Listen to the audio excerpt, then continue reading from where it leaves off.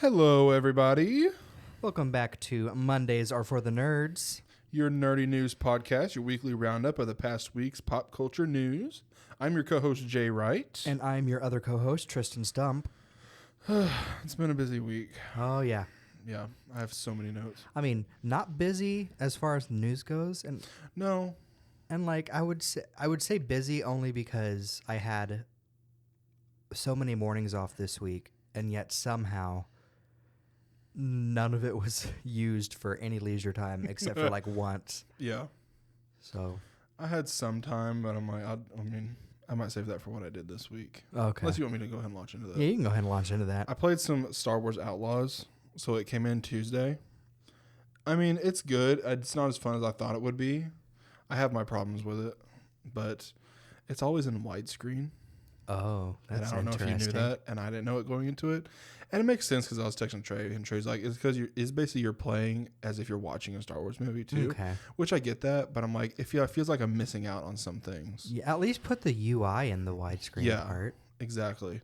But no, it's literally just black. Now you can zoom in or like change your settings and that, but it looks like it's just like zoomed in, and I'm like, I don't like how this looks. You talk about like cinematic. Oh, it's like you're playing a movie. Yeah. So I was reading recently about Steven Spielberg and like how he's a gamer. He likes video games, and then he did work on 2 video games.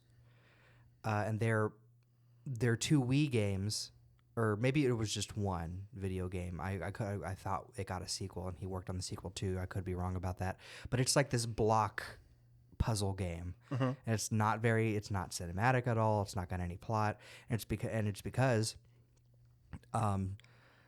famed director and cinematographer Steven Spielberg believes that video games should not have cutscenes of any kind. Stories should only be told through gameplay itself, because that is the challenge of making a video game.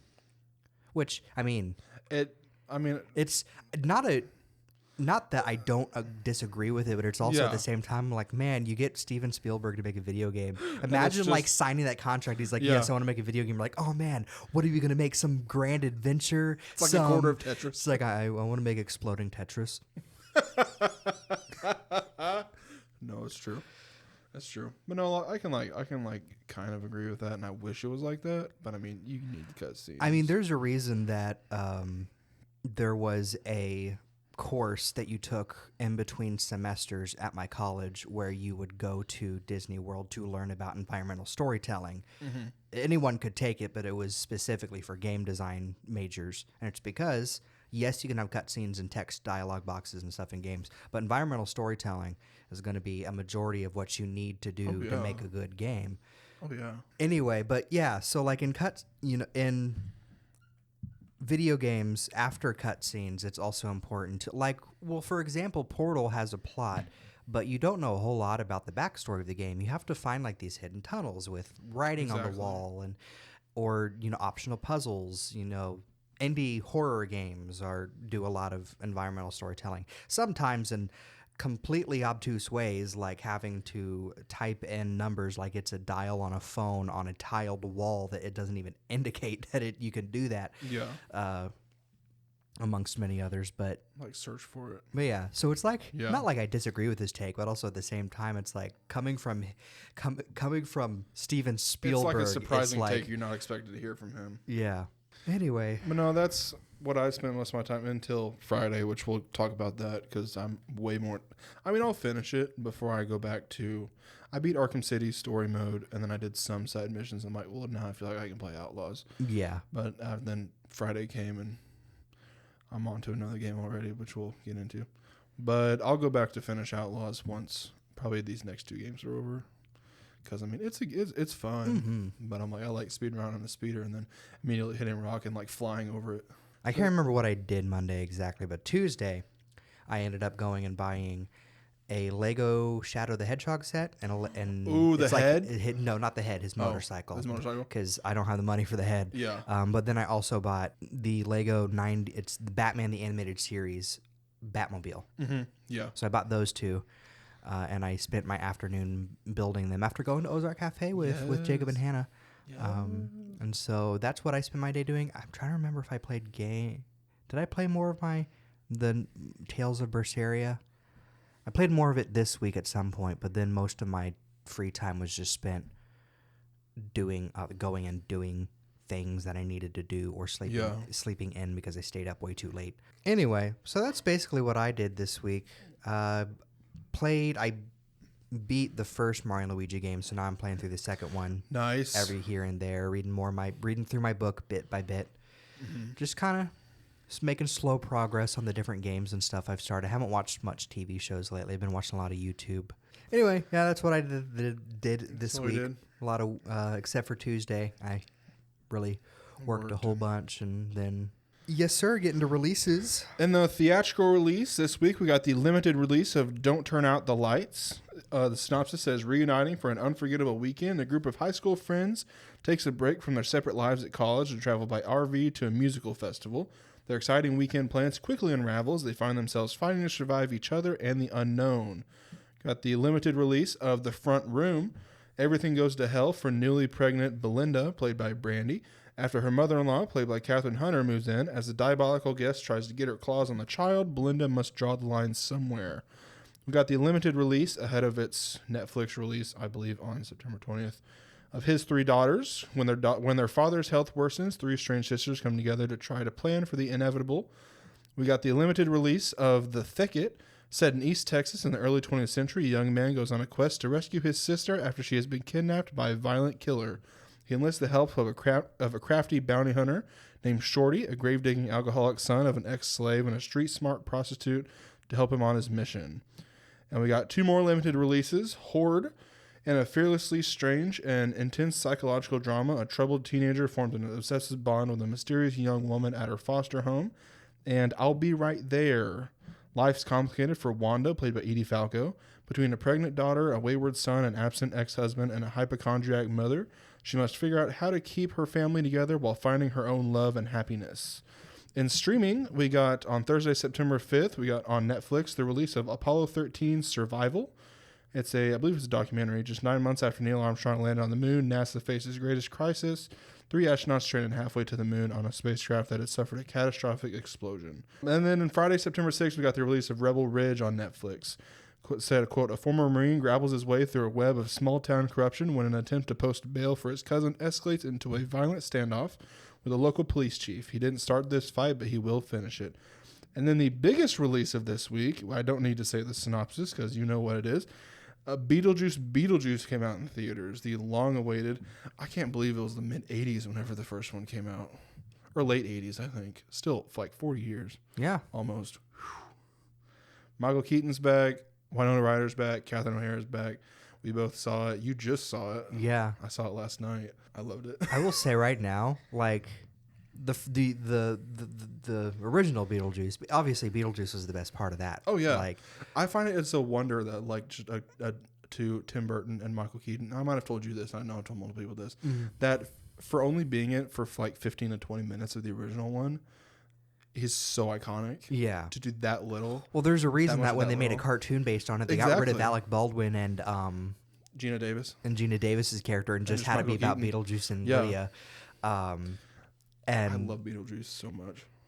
But I will say, the sequel, Catherine O'Hara was probably the best part of that thing. Exactly. I don't know if I told you this, but I told everyone else this. I'm like, honestly, a lot of her one-liners, I was laughing at, not all of them, but like if most of them, if not all of them. Yeah.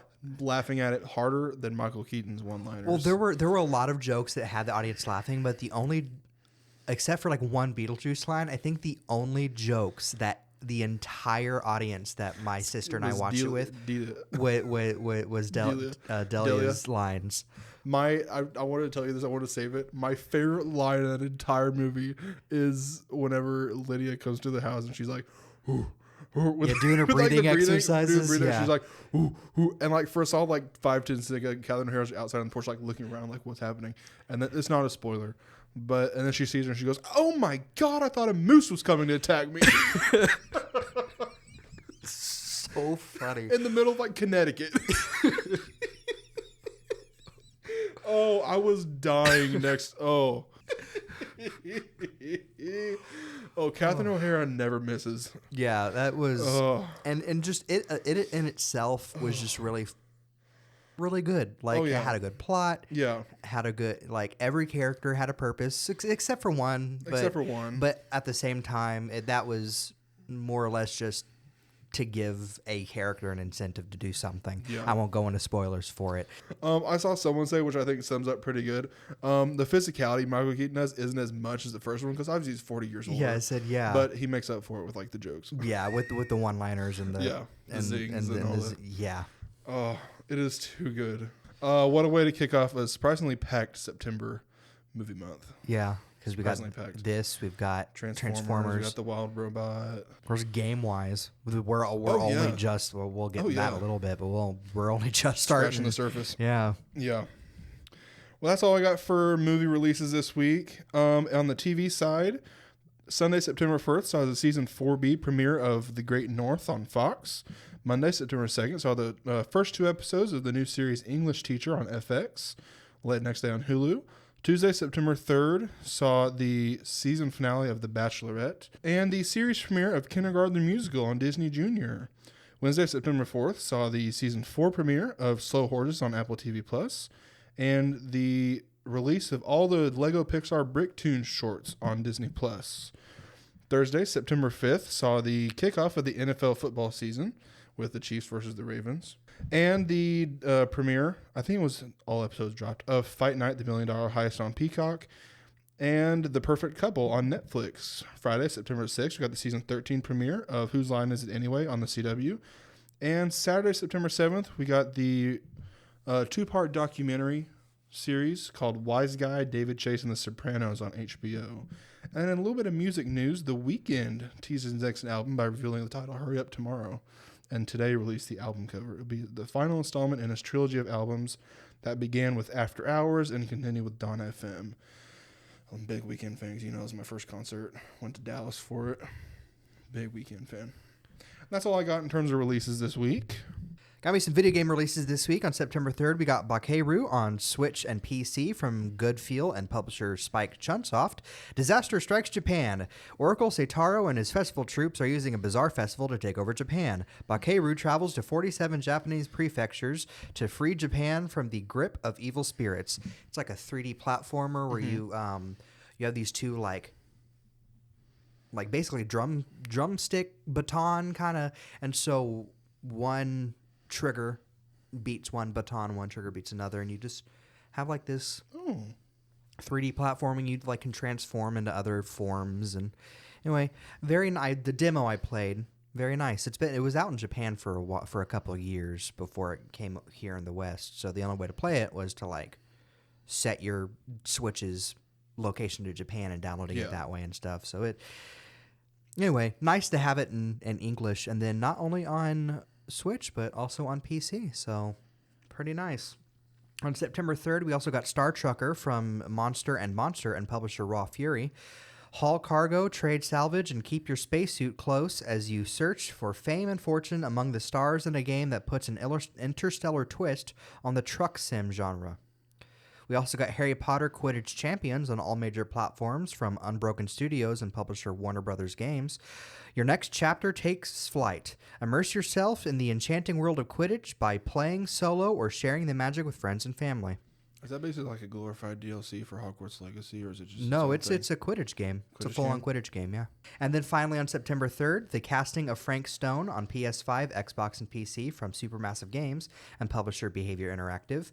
The shadow of Frank Stone looms over Cedar Hills, a town forever altered by his violent past. As a group of young friends are about to discover, Stone's blood-soaked legacy cuts deep, leaving scars across families, generations, and the very fabric of reality itself. This is a spin-off game of Dead by Daylight. September 4th, Age of Mythology Retold on PC and Xbox from World's Edge, Forgotten Empires, Tantalus Media, Capture Age, Virtuous Games, and publisher Xbox. From the creators of the award-winning Age of Empires franchise, Age of Mythology Retold goes beyond history to a mythical age where gods, monsters, and humans collide. We also got Necro King on PC from Coro Games and publisher Alawar. Necro King is a turn-based tactics roguelite and with vast deck building. You play as a master of necromancy, build your skulls deck, raise skeletons, and other scum to defeat settlements desecrated by life.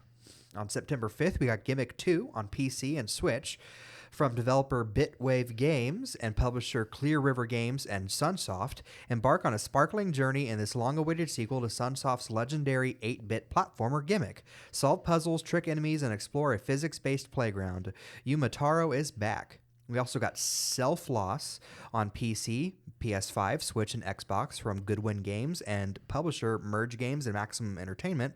Self-Loss is an emotional exploration game filled with rich lore set in a whale-worshipping, Slavic-inspired world. Embark on the journey of the healer Casimir and his magical staff as he fights a mysterious miasm in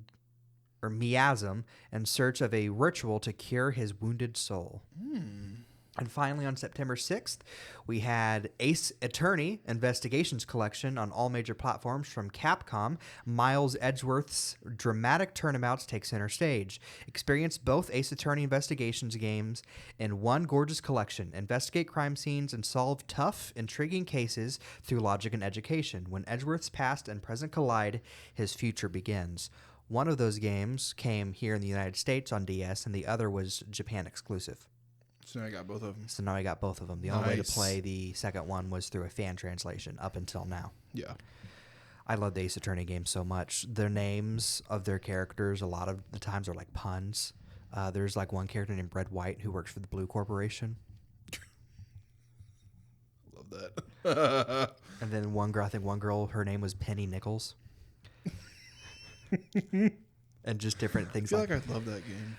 It's like a visual novel, a lot of reading, but you're also interrogating people, and then the main series, you're interrogating people, and then you go into the courtroom and you use all the evidence you've gathered to answer questions and cross-examine. It's a puzzle game with a lot of reading. Yeah. And anyway, I love it to death. A lot. Almost every case is a murder mystery.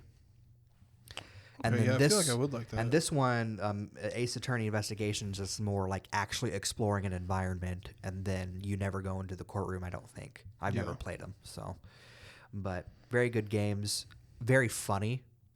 It'd be funny to see a reaction to some of the dialogue. Yeah, there's one character I think you would be like, that's the J of the game. The dumb one. His name is Dick Gumshoe. He's the detective. Say less. That's me. Astrobot. Yes. On PS5 from Team Asobi and publisher PlayStation came out on September 6th as well. The PS5 mothership has been wrecked, leaving Astro and the bot crew scattered all over the galaxies. Time to ride your trusty dual speeder across more than 50 planets full of fun, danger, and surprises. On your journey, take the most of Astro's new powers and reunite with many iconic heroes from the PlayStation universe. Jay, you've been playing this a lot since it came out yesterday. I have 100%ed the first universe.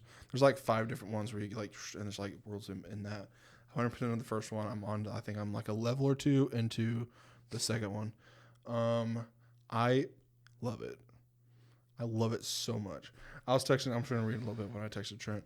Well, I told you that day that whenever I saw it before I started playing it, it's the first game this year to get serious Game of the Year contender talk. Yeah. And I'm like, if you have a PS5, of course you have to have PS5 to play it. If you have a PS5, and of course it came pre-installed with Astro's Playroom, it's basically glorified that only with in a full-length game. I'm talking to you listeners because some of you already knows this. Yeah. And you guys fell in love with it whenever I brought it to Week with Broforce. Had you never played it before? I never played it before, but I was in love with it from watching a YouTuber play. When the PS5 came out, I was watching, I can't remember what YouTuber, but they were live streaming Astro because that was when the PS5 came out. That was like the only thing. Yeah, and it came you didn't have to buy it or anything. Trent fell in love with it, obviously. It is so fun. I said each level is like its own world. So like in Astro's Playroom, you have like the different universes, right? Mm-hmm. And each level is like somewhat of the same theme. This one, they're all completely different. Finding all the video game characters, like the first one, this might be a spoiler, was like that was like actual like video game inspired, was Ratchet. Mm-hmm. And like whatever the white one is, a girl. Rivet? Something like that. I don't know. But it's so fun. I mean, like my parents love watching me play it. The interactives on the controller are still so good, and yet it's like I could play Astro's Playroom and be like, yeah, this is fun. Mm-hmm. And I play this one, and I'm like, it's still like the same kind of like motions and all that, and you still hear it through your speaker on the controller, and I'm like, this is so fun. I mean, It it's is getting so fun. the reviews I've seen. It's all like 10 or 9s out of 10. Yeah. Like I don't know if I've it's seen simple, one. but it's so fun. It's so fun. I think they call them AA games. Smaller Mm-hmm. team, higher budget than like what would be considered indie, but not quite AAA. Yeah. A lot of the team has worked together for years and years. They were allowed to just kind of make this little shorter passion project, Yeah. but still pack a lot into one package. Yeah. And everyone's loving it. It's just a cartoony platformer. Exactly. It's not. I don't want to say it's a turn off your brain one because you still gotta like. Yeah. And I love how it's relatively easy, but also you can like 100% it. But like once you finish the level and you miss some stuff, you can like go restart the level again, and then you can like have the option to pay 200 coins. Get like this bird that follows you. Did you see this? No, I did not. And you get like this bird follows you throughout the level, and it like ding whenever it, like and points you in the direction of stuff that you Oh, missed. that's cool. So that's why I'm able to 100% it because I'm going through and like I want to see everything. The characters I haven't noticed. Of course, I'm not like So that you're up to date on like video game characters unless it's like obvious.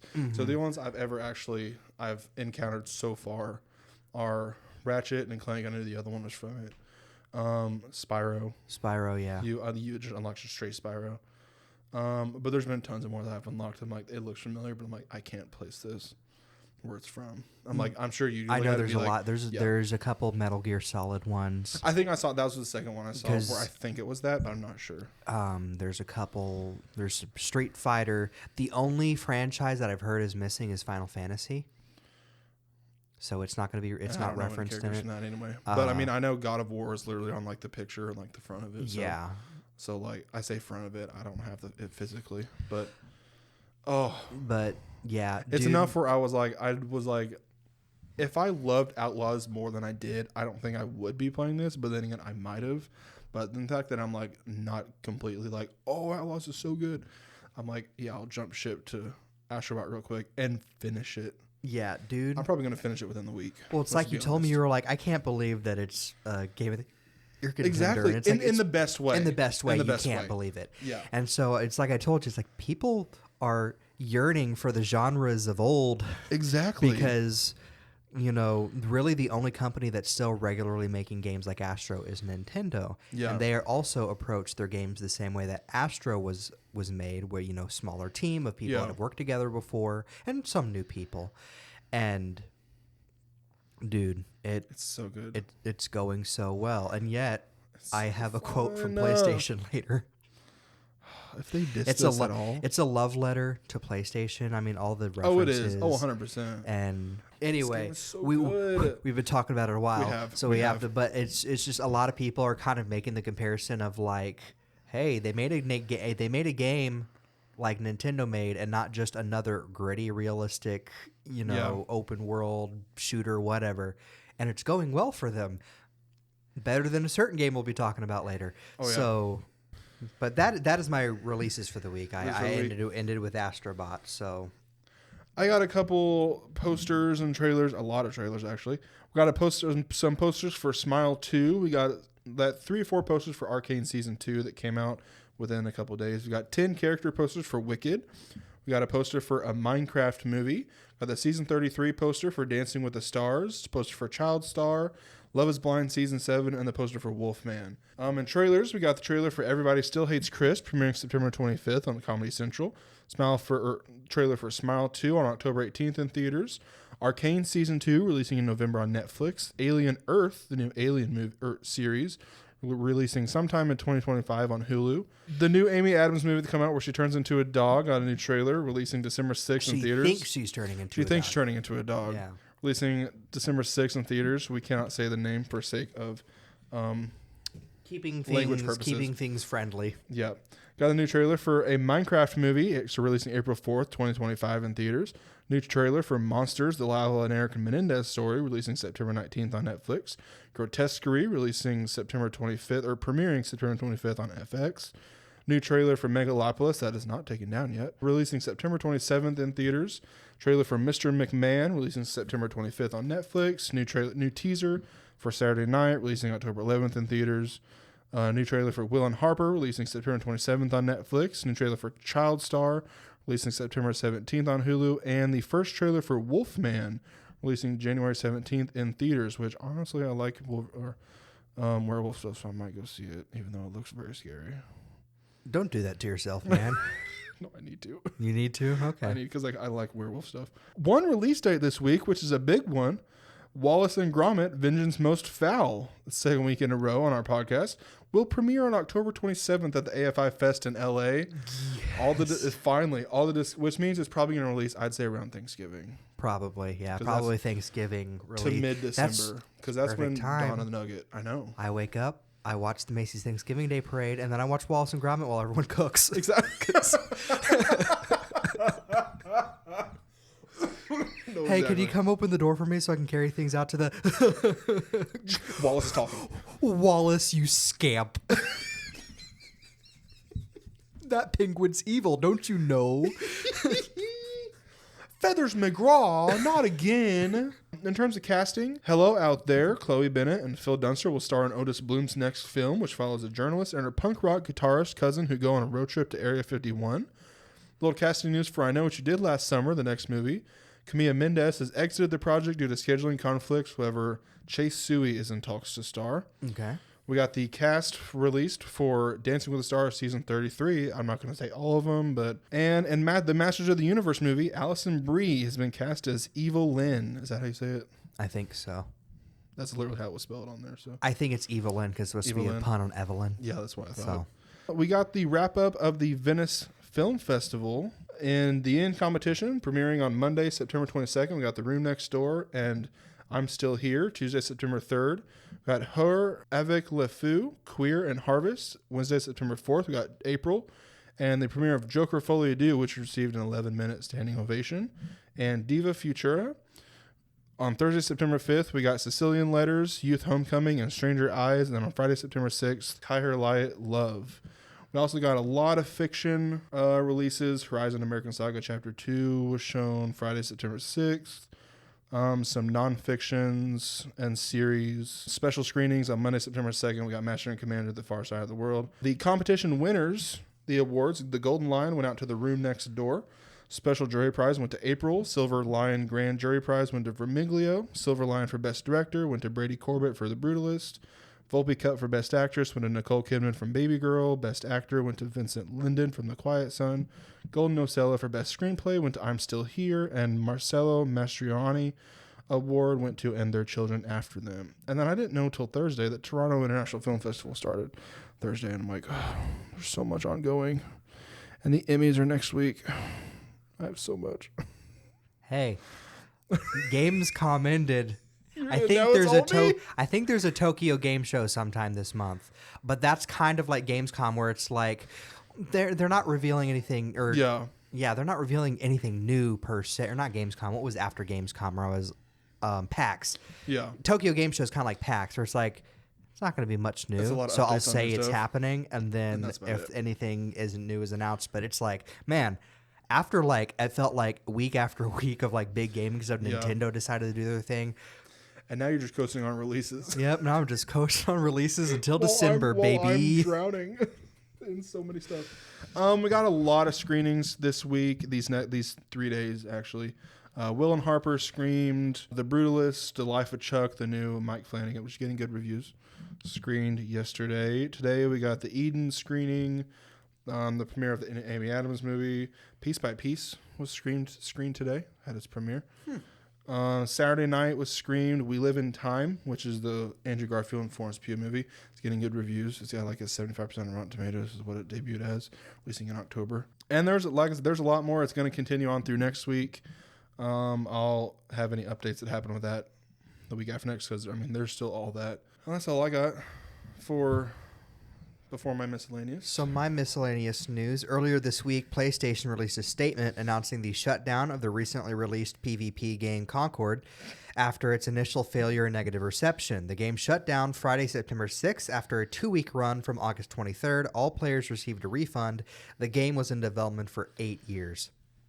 And so there's some good things about this, because Concord is bad, and obviously they needed to kind of learn their lesson and, corporate needed to learn the lesson. Unfortunately, corporate probably didn't learn the right lesson because those poor devs who worked on that game for 8 years are probably out of the job. Yeah. They're going to blame the studio for the failure. So while it's like, yes, they listened to us, to our reception saying this game is bad, do something about it. They decided to do something about it, and that's probably going to result in a lot of lost jobs and shuttered doors and different things like that. So it's a mixed bag, but at the end of the day, good. Sony needs to learn that, like, just game after game, they're all so similar, man. Like these games, like it's not doing anything. Like we talked about it when it came out 2 weeks ago, that wasn't really doing anything new. It's not. It doesn't have a hook like being a pre-established franchise doing a PvP thing. So it was just kind of there, and so it's sad to see 8 years of passion down the toilet when obviously what happened was too much corporate meddling happened. It would be my guess. That's kind of like how, I mean, it's not free to play, but the Avengers video game, where I was like, okay, this is not what I thought they it would turned be. it into a service game and not just letting it be a game. Yeah. And I haven't finished it. because Avengers was fine, it just made it very hard to play it. And then there's games like this, which are just microtransaction-y. And did you see people were like when they found out it was getting shut down, they were purposefully like getting in squads and then immediately killing themselves so they can get a platinum before the game shuts down? No. I love that. PlayStation CEO Hiroko Toki made a statement expressing his thoughts on PlayStation's, quote, lack of IP. Whether it's for games, films, or anime, we don't have that much IP that we fostered from the beginning. We're lacking the early phase of IP, and that's an issue for us. I can see the look on your face that you don't agree with that. Hold on. Did he say they don't have IP? They don't have enough IP is basically what they're saying. It's like we don't have enough to be like the big wigs to work in anime and games and this and that. There's God of War, there's Horizon, there's Astrobot, there's Uncharted. I want to pull something up here. Because on one hand, on Spider-Man? on one hand, Spider-Man I can see. there are a lot that they don't actually own. Spider-Man, Crash Bandicoot, Spyro, they don't own those. Yeah. But what they do own is Ape Escape, Astrobot, EverQuest, God of War, Gravity Rush, Horizon, Infamous, Jak and Daxter. I originally had this written to the tune of We Didn't Start the Fire, but I was like, we can't do that. Yeah. But anyway, they own a lot of these franchises, some of which they have not touched in years. Mm-hmm. And you got the big ones that are like critically, like Uncharted, God of War. I think Horizon, was that critically acclaimed? I think so. I mean, Sly Cooper, have you ever heard of those games? They're like a 3D platformer meets a stealth game. And it's like cartoony animals and stuff. Very, very good games. Yeah. Like, I love those games. I get that you can't include Spider-Man. Yeah. But, like, don't say you don't have a lot of IP. This is it's coming from someone who's a diehard PlayStation fan until the day he dies. And I guess they just don't think they have enough. When it's like, you know what you could do? Buy some of them back and start giving them love again. Or start using the ones you actually own and give them love again. You make an Avengers team with Astrobot, Kratos, Nathan Drake, and our Horizon girl. Alloy? I couldn't think of her name. You make an Avengers team with that, dude? Oh my goodness. Kratos would destroy everyone in a second. Dude, Don't say you don't have enough IP when Kratos exists. And the thing is, they might not have enough IP to do like Nintendo does. Right. Or even Square Enix, which isn't like a console making, but they're, a big, where they can just make a lot of different genres. But that's because PlayStation hasn't even when they were the big, not that they're not the big wigs, even when they were focusing on making a diverse area of games, they never focused on trying to get a mascot. They've gone through Sackboy, Crash Bandicoot, Spyro, Sly Cooper. I think now Astro. Astro's like the current, Which if this continues, she's gonna stay like that.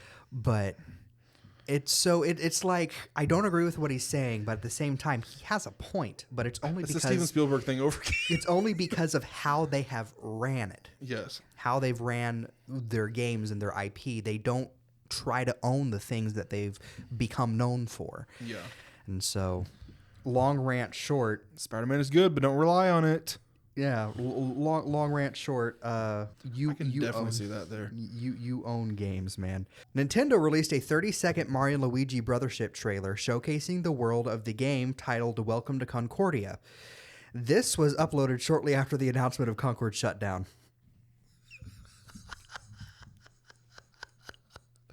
Nintendo Not just obviously not on purpose, but the timing. yeah, it's like, how can this not be? Looks great. Continues to look great. Very excited for that game. Level 5 announced a Level 5 Vision 2024 for September 24th, featuring updates and information on Inazuma 11 Victory Road, Deca Police, Fantasy Life I, The Girl Who Steals Time, which was delayed from its October release with no other release date given a few weeks ago. Definitely. Professor Layton in the New World of Steam, and 2 unannounced titles. There are 2 boxes of question marks next to the 4 games in the website thing for it. So on top of the 4 games that we already know about, they're announcing 2 more. So pretty cool. Still excited for Professor Layton. I hope we get a release date that day. Among Us and Ace Attorney content came to Among Us on September 1st in the form of Miles Edgeworth Cosmetics to promote the release of the Ace Attorney Investigations collection. Koei Tecmo released a 10-minute presentation on the recently announced Atelier Yumiya, hosted by producer Junzo Hosoi. I didn't get time to watch it, but from what I could tell, it looks pretty good. Like, they got a bigger budget because of the success of the last trilogy. Mm-hmm. This trilogy is going to be going all out and try to make it an RPG that appeals to everybody, everything like that. So, a release date trailer was released for Copycat, an upcoming narrative-driven game about a stray cat replacing the life of a domesticated cat. The game releases on PC on September 19th. The game, Deliver at All Costs, was announced on September 4th for PC, Xbox, and PS5 from Far Out Games, coming soon. Deliver at All Costs, a new action game set in 1959 where mystery and destruction collide. Step into the shoes of Winston Green, a down-on-his-luck courier with a fiery temper and a shady past. Take on bizarre and dangerous deliveries involving unconventional cargo and leave a trail of havoc behind you. So part of it is exploring as the person, and then a lot of it from the trailer seemed to be driving your truck and just like crashing through buildings. It's like top down, crashing through buildings. At some point you have a rocket and you have to avoid all these people because these people are chasing after you, and if they hit you with they hit the rocket and it explodes and kills everybody if you're not careful. Anyway, it looks like a fun time. Balatro will be coming to mobile platforms on September 26th. Indie game Ruffy and the Riverside announced a release window of Q1 2025. A sandbox building game, The Tiny Glade, will arrive on PC September 23rd. 2D action-packed platformer Core Breaker from Aquatian Games and Astrolab Games announced for PC, coming soon. Real-time strategy game Art Dominance Wars was announced for a 2025 release on PC. And we got trailers for Metaphor Refantazio, Harry Potter Quidditch Champion, Spider-Man content for Fall Guys, this Patrick Star game, Forgive Me Father 2, Kill the Shadow, and Sand, amongst many others this week. And then finally, we got an update from Funko Fusion this week, making some announcements. So because of their strive to try to make their work environment as non-toxic as possible, and while still trying to release a complete game, the game is going to release with single player only, and online co-op will be coming in waves, world by world. So when the game launches, it's going to launch with a free character alongside the already 20 plus franchises and 60 plus characters in the game.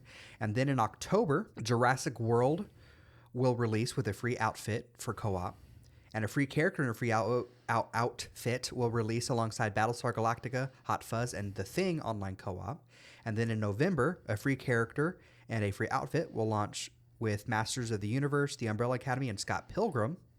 And later in November, the cameo levels, which is like the bonus missions you find within the missions for all the other franchises, Invincible, Five Nights at Freddy's, Back to the Future, they will also all get online co-op. They're wanting to do that in waves so they can their dev team isn't trying to crunch and overwork themselves to try to get it done in time, which kind of stinks.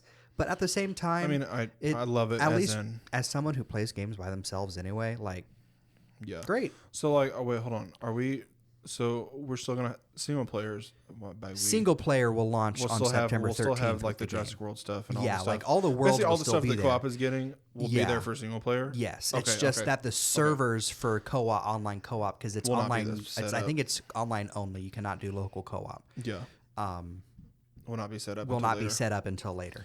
So I have nothing to worry about. They're releasing outfits and characters alongside just to make up for it. Now, whether or not that was characters already planned to be in the game that they're now going to hold off just to...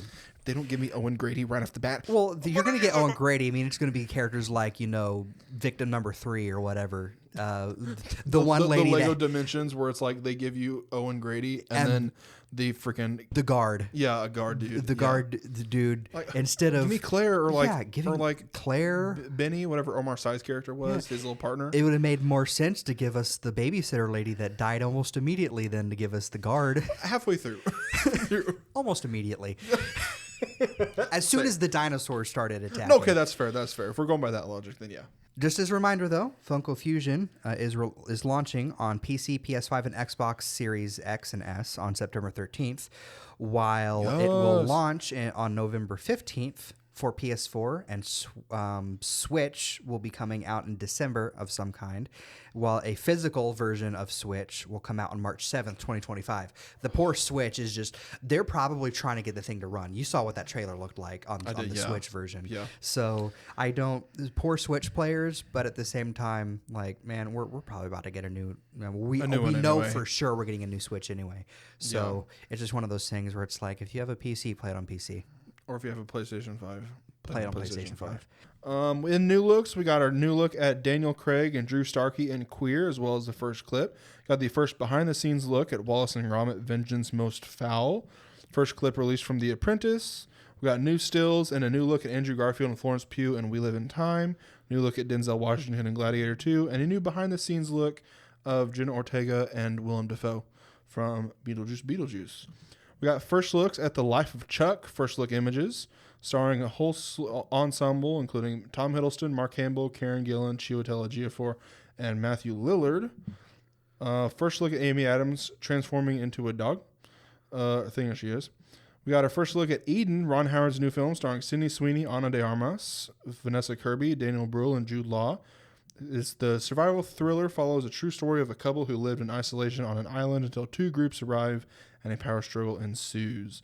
First look at The Wolfman, revealed at Halloween Horror Nights from the Wolfman movie. And we got our first look at a Minecraft movie. Notice how they call it a Minecraft movie and not the Minecraft movie. First look at the cast, including Jack Black as Steve. First look at a creeper, wolves, llamas, zombie piglin, ghasts, and sheep. I actually don't have an issue with it apart from Jason Momoa's haircut. I don't know how I feel about it. You guys were hating on it in the chat. Notice I was noticeably silent. Yeah, I was hating on it because there are things about it, man, where it's like it is not being written. I do not sense any love of Minecraft in the movie, or any love for Minecraft in the movie. I do not sense that. I sense someone bigwig was like, that Minecraft thing over there is pretty popular. Want to make a movie about it? And then we're finally getting, because I think this has been in development for years. It has to be. I will say I didn't like Jason Momoa's haircut, and then I saw this character says he's someone who likes to be stuck in the 80s. Yeah. So just like that, I'm okay, well that makes sense. I don't like how it looks, the haircut looks. I feel like Jason Momoa and Jack Black should have been switched. As Steve, 100%. And also, dude, I mean, Jack Black did great in Mario movie. Jack Black was in Borderlands, and then it looks like his performance here is just going to be... I will say, one of the 3 times I laughed through Borderlands was one time it was Claptrap. Yeah. Yeah, it's just the trailer. I don't know. I can't even fit what I want to say in words. I didn't dislike it, it's going to come across as too harsh because I'm not trying to be harsh. When it's like, there's just things about the art style and the fact that it's nowhere in the game when it could have been believe it or not, the Minecraft universe has lore. You could have come up with something. I know people are like, we need to apologize to Minecraft Story Mode right now. Yeah. I never saw that. I liked Minecraft Story Mode. Of course, I'm not a big Minecraft player, but I didn't dislike it, but I also wasn't like, I love this at the same time. I think it's going to be better than Borderlands. Oh, it has to be. You can film crap on a wall and it's going to be better than Borderlands. What video game do you think Jack Black will turn into? Oh yeah, what video game movie will Jack What's Black be in Infinity next? Stone Let's see. So he's been in he Minecraft franchise, which is like its own, like you could say it's Microsoft. Yeah. Minecraft. There's Nintendo. There's Nintendo. There's Borderlands. There's Borderlands, which is like its own thing. I mean, next would be to do a Sony project. Can't wait for Crash Bandicoot the movie with Dr. Neo Cortex played by Jack Black. All right, in the box office, we got Coraline has become the highest grossing stop motion animated film of all time domestically. With the re-release has earned over $30 million so far just in the re-release. Beetlejuice Beetlejuice earned $41.5 million in the film's domestic opening day, the third highest domestic opening of 2024. And big news, we can finally stop watching for it. Surprised you and me both, because apparently the thing I've been looking at is behind. Inside Out 2 officially passed The Lion King, has reached the 9th spot in the highest earning movies of all time, officially making it, with no contest, the highest grossing animated film of all time. If Mufasa surpasses Inside Out 2, I'm going to be so mad. I'm gonna laugh. We're gonna start the episode with you just maniacally laughing. It's gonna sound like this. You're gonna hear silence and it's gonna be all right. In terms of new announcements, Sylvester Stallone reveals he has written a few pages for a Rocky prequel titled Young Rocky. Yep. Little Rock. We can't go back there. Beetroot was announced. David Fincher will reportedly direct a Western crime thriller for Netflix. Film follows an elderly rancher who robs banks and hunts down the thieves that took his life savings while being pursued by his son, who is a sheriff. Probably going to star Liam Neeson. Barney's getting an animated series. It's the first series for the character in 14 years, released on October 14th on Max. Jonathan Langdon will voice Barney in the new animated series. If you don't know who that is and you saw Trap, he was the guy selling the merch. I thought we got rid of him. Thought we were no, because done. Daniel Kaluuya is making a movie about him. I thought we were done. Those yellow toenails. That's what you focus on? I was trying to think of something stupid and not like out far reaching in that. That big stupid nose. That green frill. What's her name? His song. Fiona? His song, his repetitive song. Blood on Snow. Tom Hardy and Aaron Taylor Johnson will star in Cary Fukunaga's new crime thriller. The film follows a hitman on the run in the middle of a gang war after failing to do a job. An animated adaptation of Stephenie Meyer's book, Midnight Sun, is in the works at Netflix. The series will follow a retelling of Twilight from the perspective of Edward Cullen. Riveting. Exactly. Throw Muppets in there and it's good. As long as it stars the Muppets, I'm fine. Exactly. I'm there. A John Benet Ramsey series is coming out on limited series, is going to release on Paramount Plus. Melissa McCarthy will play her mother, Patsy Ramsey, and Clive Owen will play father, John Bennett. The Burbs remake, Keke Palmer will star in a series remake, executive produced by Seth MacFarlane. Story follows a young couple returning to the husband's childhood home, but deadly threats begin to shatter the illusion of their little neighborhood. This Seth MacFarlane's first non-comedy that he's like I have no idea. A big part of. You know what? I didn't think about that. It might be. Ocean's 14 is in the works with George Clooney and Brad Pitt reprising their roles. And Edward Berger, who directed All Quiet on the Western Front, is in talks to direct. I'm sure they'll get like Matt Damon, Don Cheadle, the ones who are still alive to come back. Obviously, Yeah. Bernie Mac, rip. A Phantom of the Opera YA movie adaptation is in the works at Disney Plus with Kenny Ortega set to direct. So I get YA for like novels and so. What does that mean? I don't know. Because It's going to Phantom be of High the School Opera Musical, isn't. the musical, the series, season 5, but put as a movie. I'm gonna say, is it just taking young people like aging down Phantom of the Opera? Because that's not how that works. No. that no, can't. You'd have to no. change the story a little bit. Exactly. I saw that and I was like, I'm so confused as to what like making it a young adult movie means. Like, Yeah, I 'cause was isn't like- it already kind of that? I would give it, yeah. It's a couple pieces of miscellaneous announcements. I saw a couple jokes on this. Wake Up Dead Man, a Knives Out mystery, reportedly has a budget of $210 million. Their first film only cost $40 million. I saw Why? a couple jokes saying Ryan Johnson saw Netflix like, I'm taking their money. And then I saw another one today go, wow, Wake Up Dead Man has a budget of $210 million. Does Robert Downey Jr. make a cameo? First thing. Only Murders in the Building renewed for season 5. And in Lego news, piece by piece, the official set was revealed after being leaked earlier. Pharrell Williams' Over the Moon, the set was officially revealed. 966 pieces retailing for $119.99, releasing on September 20th. And some Emmys early winners were announced tonight. They do like the technical stuff and all that before the actual ceremony. Blue Eye Samurai won Best Animated Series. Not surprising. Not surprising. Maya Rudolph wins Best Voiceover Performance for her role in Big Mouth. Very surprising. Love Maya Rudolph, but man, Bubble Bath. the other we were talking about this before we recorded. The other voiceover artists that Maya Rudolph was nominated up with. I can't say anything because I haven't seen any of them. Well, not that I have watched any much of the other ones, but I'll just say I'm surprised Invincible didn't win it. Mm-hmm. Well, Sterling K. Brown is good at anything he's in. So, but at the same time, Maya Rudolph's comedic timing and stuff is great. It's just that it's Big Mouth. It's just that it's Big Mouth. And Angela Bassett won her first Emmy for Best Narrator for Queens, which is an animal docuseries. Also forgot to mention up here in Lego, a Luxo Jr. set has been officially confirmed as in the works. No official looks yet. It's going to be an idea set. Cool. Officially confirmed. This week in history, September 1st was the 26th anniversary of the Wild Thornberrys and the 13th anniversary of Jetpack Joyride. Oh, I played that so much on my iPod. Me too. I got in trouble sometimes playing it because I was playing it in class. Yep. September 2nd was the 5th anniversary of the Steven Universe movie, the 11th anniversary of Uncle Grandpa, the 30th anniversary of Live Alive on Super Nintendo, and the 10th anniversary of The Sims 4 on PC. On September 3rd, we had the 3rd anniversary of Shang-Chi and the Legend of the Ten Rings. Did you see that seemingly reposted something? He's like, or what would you rate Shang-Chi? And seemingly reposted and commented 10 out of 10 or 9 out of 10. The only downside is the actor seems a bit too full of himself. The 14th anniversary of Machete was also on September 3rd. That's the Danny Trejo movie. Yeah. Which is also, in a loopholey way, a spin-off of Spy Kids. Yeah. It was also the 16th anniversary of Sons of Anarchy and the 26th anniversary of Metal Gear Solid on the PS1.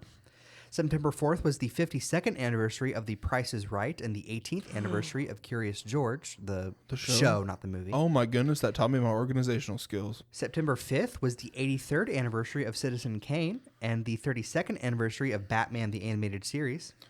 Yes. And September 6th was the 14th anniversary of Regular Show, the 8th anniversary of Atlanta, the Donald Glover I still show. need to watch that. The 25th anniversary of Sabrina the Animated Series, the 28th anniversary of Superman the Animated Series, and the 25th anniversary of Dragon Tales.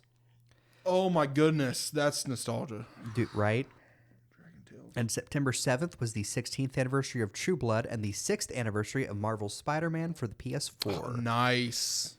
On Sunday, September 1st, Zendaya turned 28. She was, her from Step It Up, Dune, Challengers, and the MCU's MJ. Dr. Phil turned 75, daytime talk show host and a member of the iconic Stash Club. Lily Tomlin, Grace and Frankie, Nashville, and the West Wing actress, and the second best Miss Frizzle. Get it? Escape McKinnon. Yeah. She turned 86. You move on, boy. No. Monday, September 2nd, Keanu Reeves turned 60. From Speed, John Wick, and The Matrix. Salma Hayek of Frida, Grown Ups, and The Hitman's Wife's Bodyguard actress turned 58. And Mark Harmon, everyone's grandparents' and dad's favorite special agent, turned 73. Anyone who doesn't get that, he's NCIS. Yes.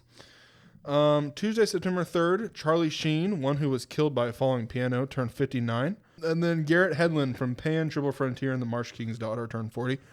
Wednesday, September 4th, Beyonce, who we don't need a description for, turned 43.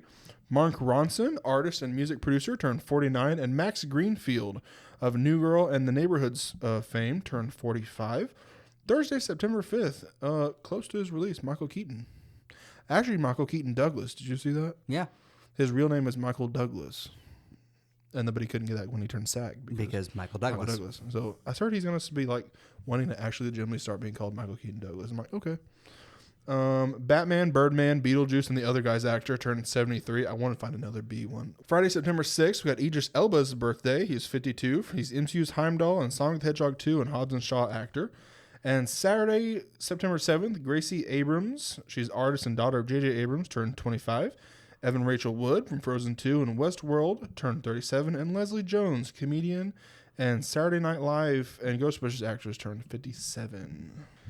Got me some anime news. No comic news this week, but plenty of anime news. A trailer was released this week for Dragon Ball Daima, the last Dragon Ball project written by creator Akira Toriyama before his passing. The series premieres October 11th, 2024. The upcoming anime Negative Positive Angler has confirmed a release date of October 3rd. The story of Negative Positive Angler follows Sunhiro Sasaki, a depressed college student burdened with debt and being told that he only has 2 years left to live. After falling into the sea while on the run from debt collectors, he is rescued by friends Hana and Takaki, and soon finds himself hooked on fishing. A trailer was released for the upcoming anime adaptation of Junji Ito's Uzumaki, premieres on Adult Swim September 28th. The upcoming anime Goodbye Dragon Life announced a release date of October 10th. Long ago, the most ancient of divine dragons was slain by a human.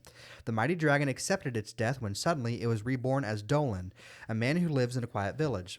When spending another peaceful day toiling in the fields, he meets Selena, a half-human, half-snake creature looking for a partner. The unlikely duo become friends, but challenges lie ahead that threaten their new bond.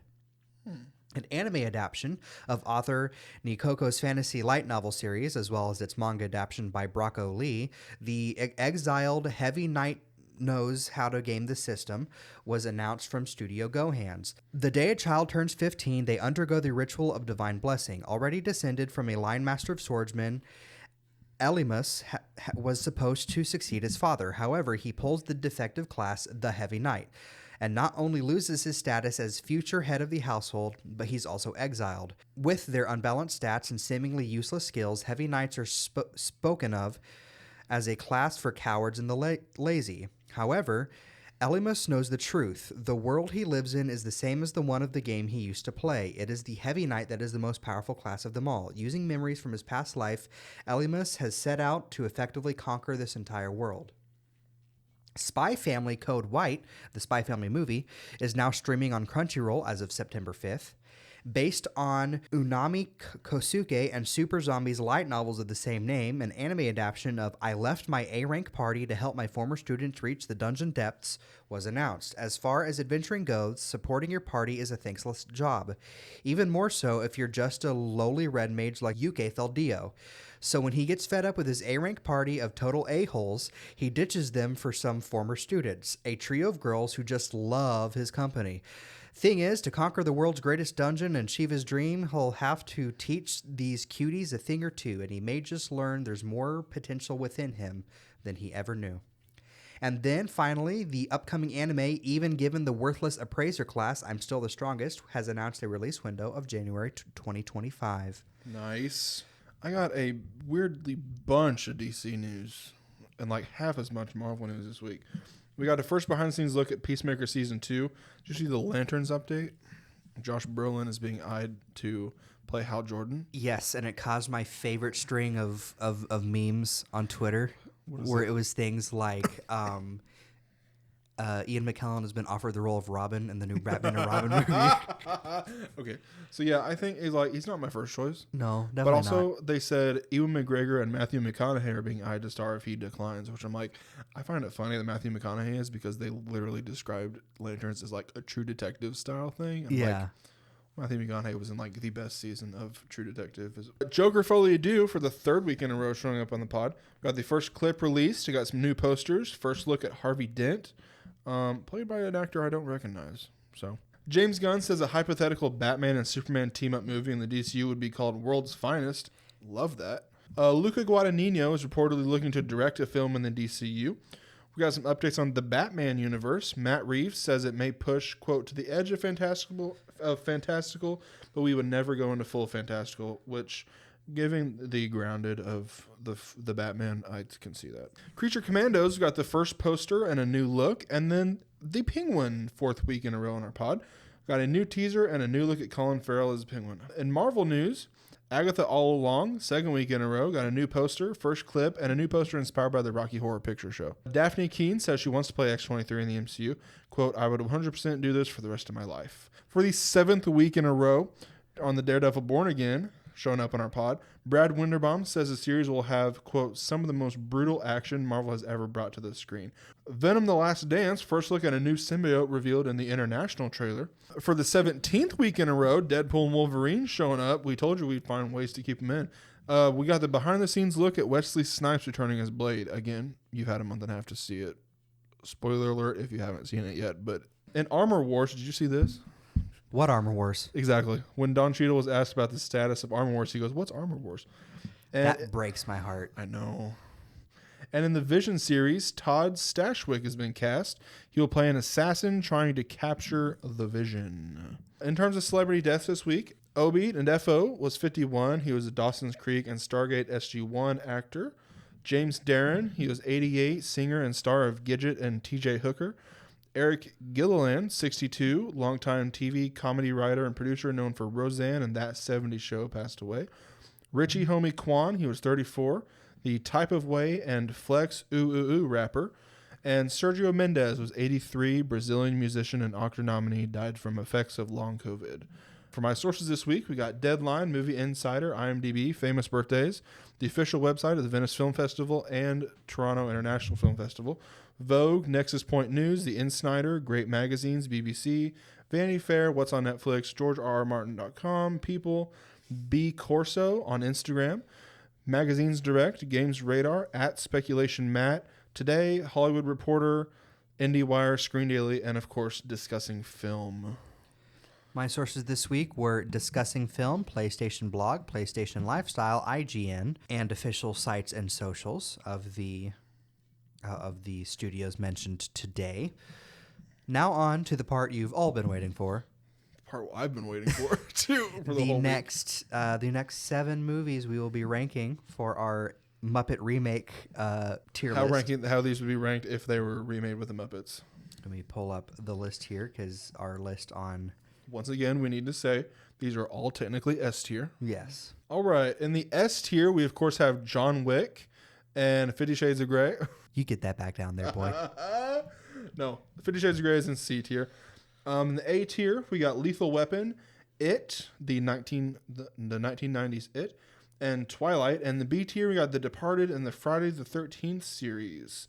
Another 7 this week. What's first on the list? Boogie Nights. Oh, no, I haven't seen it.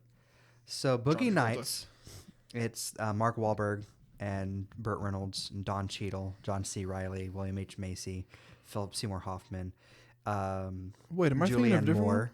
I'm thinking of Saturday Night Fever. My bad. It is about a young nightclub dishwasher who becomes a popular porn star. It's a drama. Yeah, is Mark Wahlberg the one that becomes a porn star? I believe so, yes. He becomes, Eddie Adams becomes known as Dirk Diggler. What if he's Kermit? Is Mark Wahlberg Kermit? Are we... What are the other characters in it? There's also Julianne Moore, Burt Reynolds. I believe Burt Reynolds we keep Burt Reynolds? Burt Reynolds is the guy that discovers...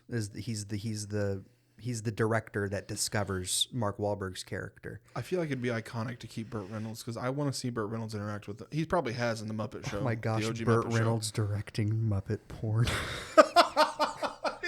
Shades of Grey all over again. I just want to point out that this is the most inappropriate we've ever gotten, and it was my dad's decision to include this movie in the list. We thought we peaked with 50 Shades of Grey.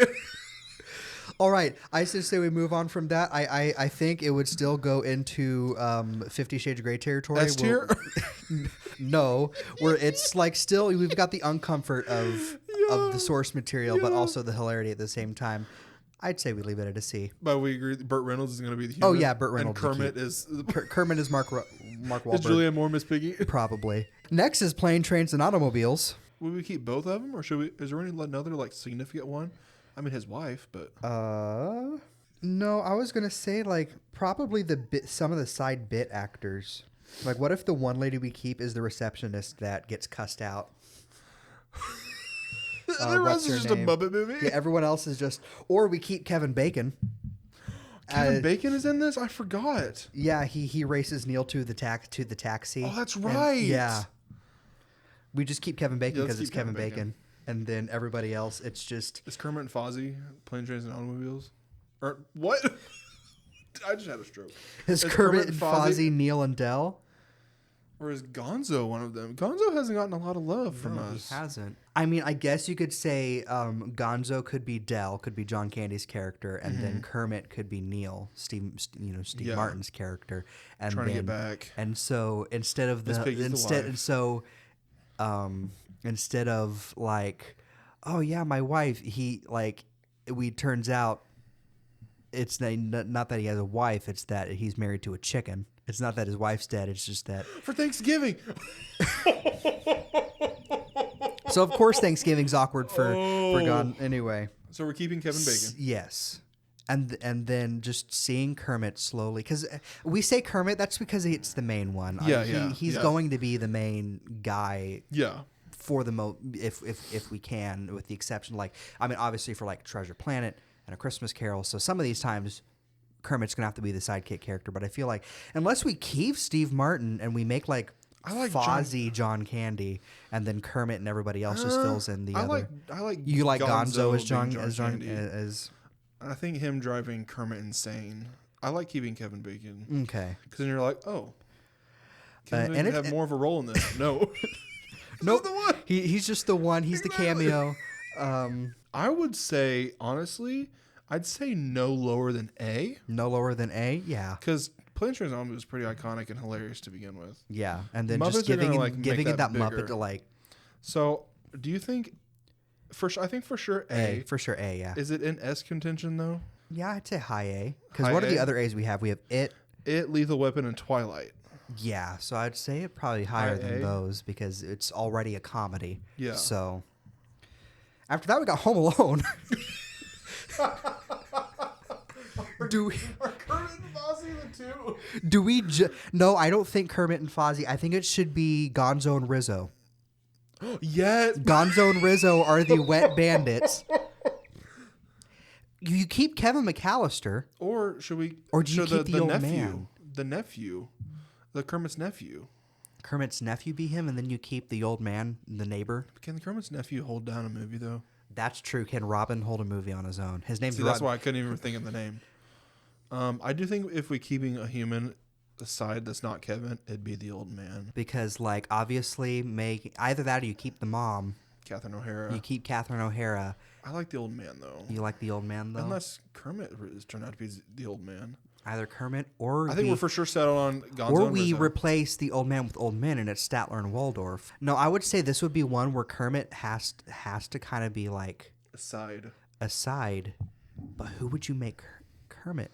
And who would you make Kevin? Unless you make Kermit the dad, and then Miss Piggy the mom, and then Robin is. But then we're also getting into but can Robin hold down a movie? 2 movies. Well, I mean, we're only going with the first. That's fair. Because That's if we're talking about Home Alone 2, you keep Tim Curry. Yeah. Because it's Tim Curry I forgot again. he was in that. Yeah. Yeah. Like what more prominent young Unless character is this is one of the ones where we keep 2 humans and we have them. We keep Kevin McAllister and then we keep the old man, or we keep. And then we just have the hilarity of him being from a family of Muppets, so of course they mistreat him because he's different. He's human. No, that's perfect. That's perfect. There we and go. Then So- Kermit and Miss Piggy are the mom and dad. Yeah, and then Fozzie is John Candy, and this time instead of instead I of forgot Gonzo. John Candy's in this. So we get Miss Piggy and Fozzie having comedic scenes together, which doesn't Yes. happen too often. And then Gonzo and Rizzo are The wet bandits. yeah. And then should we have Statler and Waldorf be the old man, or does the old man need to keep human? Do we keep them human? We have Statler and Waldorf cameo as the policemen who check on the house the first time, and are Yes. or do we have them be in the Robin can be his older brother. no? John Candy would be Dr. Teeth because it's the band. So Yeah. So that would be like the Electric Mayhem cameo would be John Candy's part of the movie, and then The old man, Statler and Waldorf. Unless it's like Sweetums. oh my gosh, the police the police captain, or not the police sergeant picks up the phone when Kathleen O'Hara's like, "You need to check on my kid." Is Sam the Eagle? Well, check on your kid. It would be the American way. So we're keeping Kevin. Gonzo and Rizzo are the wet bandits. Dare we say this is S tier? I was thinking S tier. Because if we're going with slapstick action, the thing is it like more S tier than John Wick? We'll just put it next, and we'll just stick it. We'll say they're both equal now. up there. Yeah. Next on the list of that is 10 Commandments. Now this is one of the ones. I haven't seen it, but I'm saying I know it.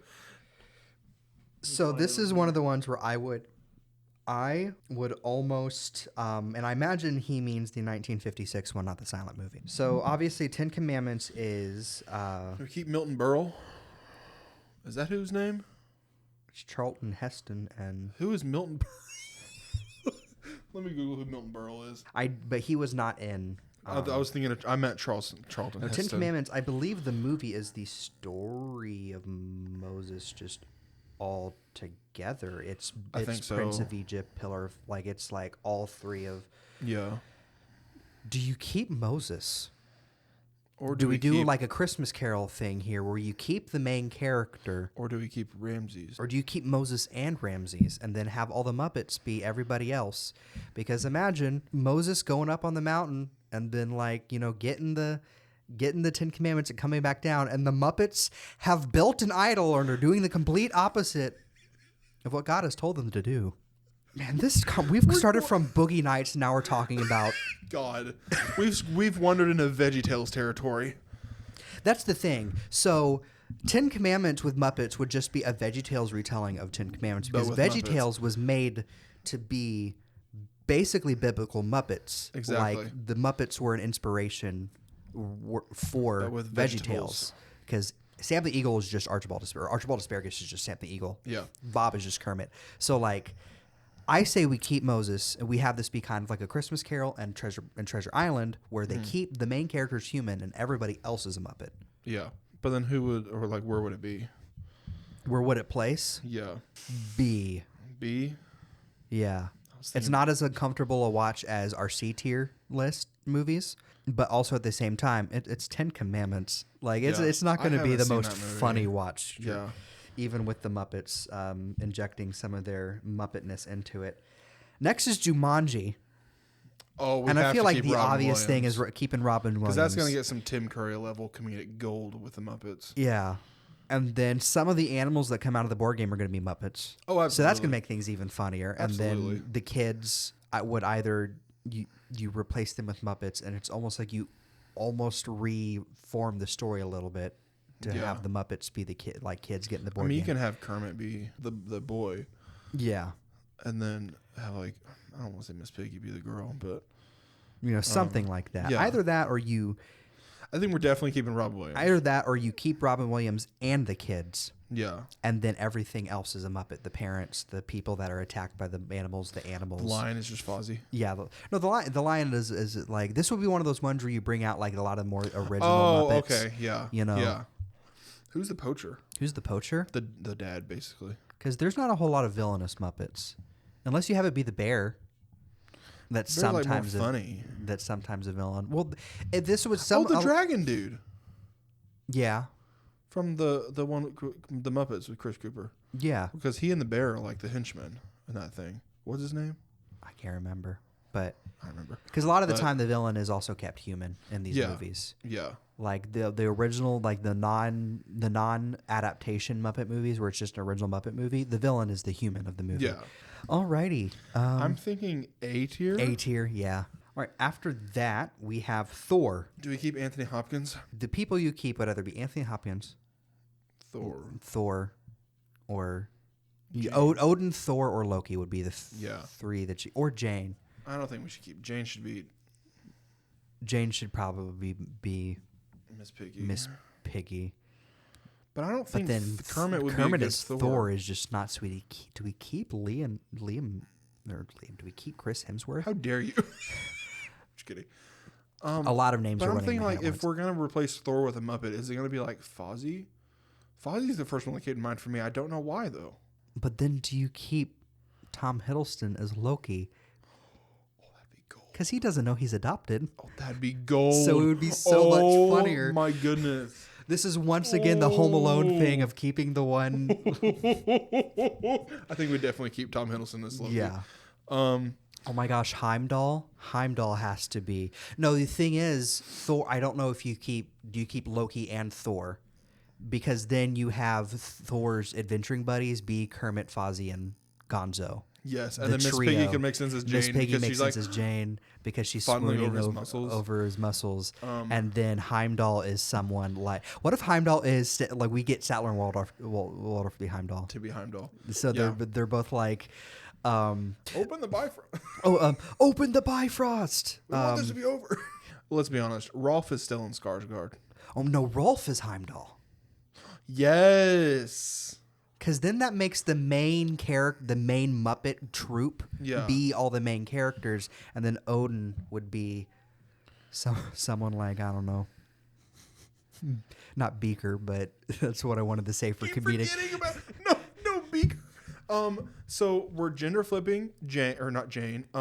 Kat Dennings. And then her and Stellan Skarsgård are gonna be Dr. Bunsen and Beaker. Yeah, obviously.